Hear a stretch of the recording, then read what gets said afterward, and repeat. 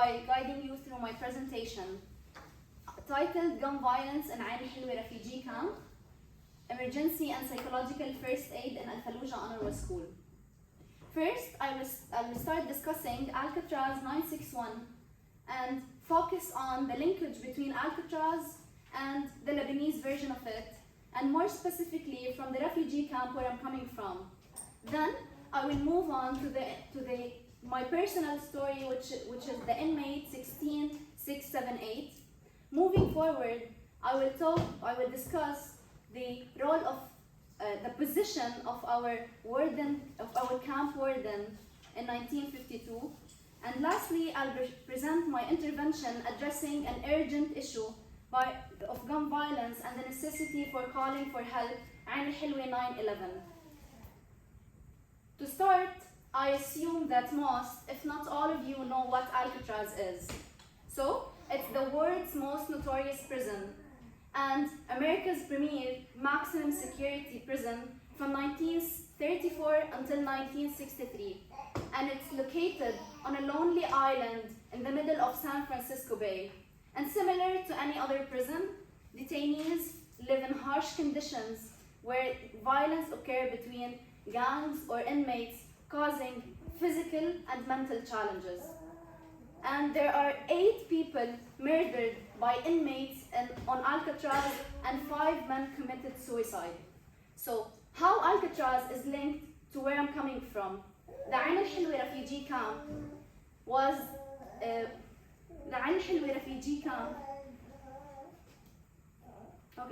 Alcatraz shut down first because of high operating expenses, and second due to its deteriorating facilities. The Ain El Helweh camp refugee was established in 1948 in South Lebanon to accommodate refugees from northern Palestine as a result of the Nakba and Exodus.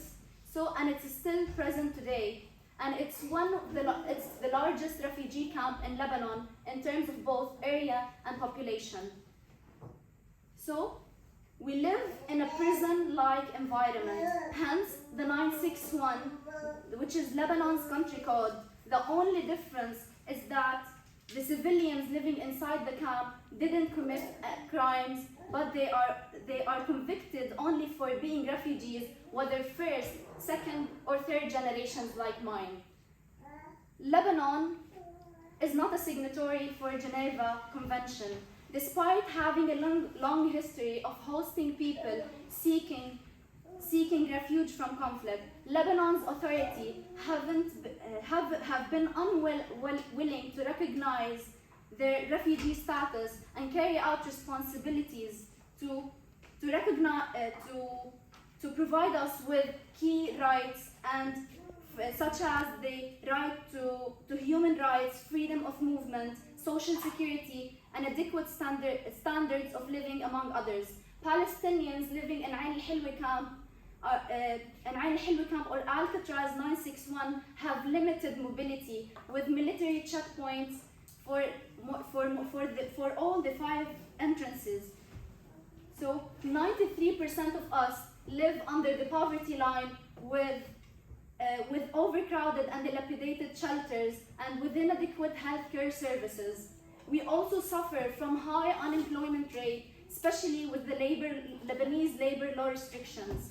In addition, we are isolated from the Lebanese society, and there is no military presence inside my camp, and it's controlled by up to 17 armed factions. And children there often witness armed conflicts between these groups and are occasionally injured by stray bullets.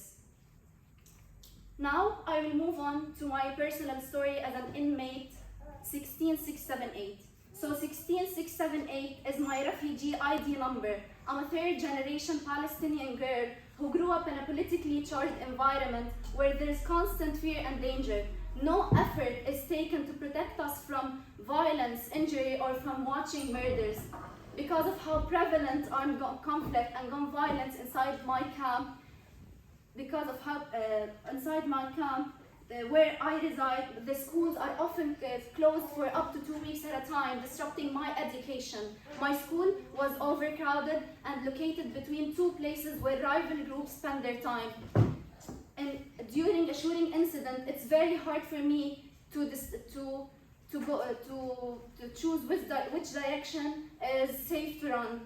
And stray bullets frequently hit my school, which needs constant renovations. Now I'm gonna move on to the colonist warden 1952. So the warden, which is the United Nations Relief and Work Agency, referred as UNRWA, and Palestine refugees have had a challenging relationship since 1948.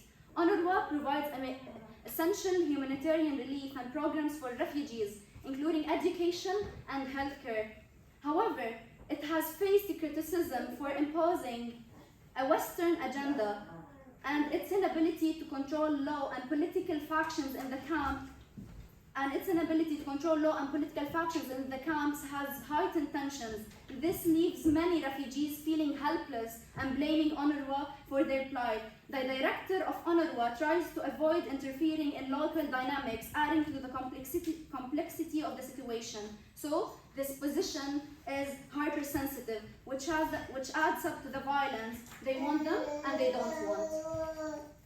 One of the countless injuries is that of April 2017. UNRWA was forced to suspend work at its clinics and schools.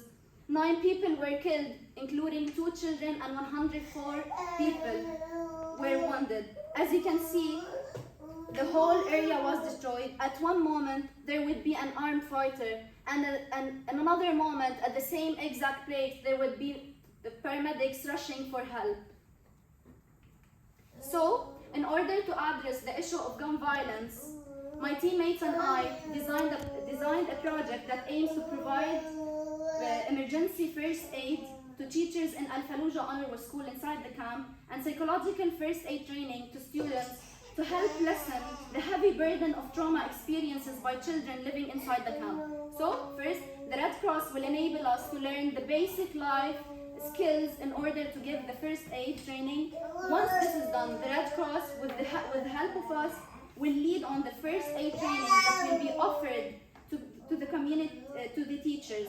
This is essential in order to ensure that the community can administer the best level of care to victims until they are transported to a hospital capable of treating their injuries. And I think this would effectively minimize the chances of preventable injury complications or death. And it's crucial here to highlight that trauma can have irreversible effects, particularly on children aged between 8 to 12, which is the age group we are working with. So gun violence has a significant or harmful impact on children, leading to psychological and emotional consequences, creating a distressing cycle that needs to be addressed urgently. So, in a collaboration with a professional psychologist, we're gonna be engaging children in therapeutic activities such as painting sessions as a psychological first aid response to traumatic experiences of armed violence. These activities are designed to help children to work through their trauma, while at the same time encouraging them to confront their feelings instead of suppressing their emotions. Thank you for listening.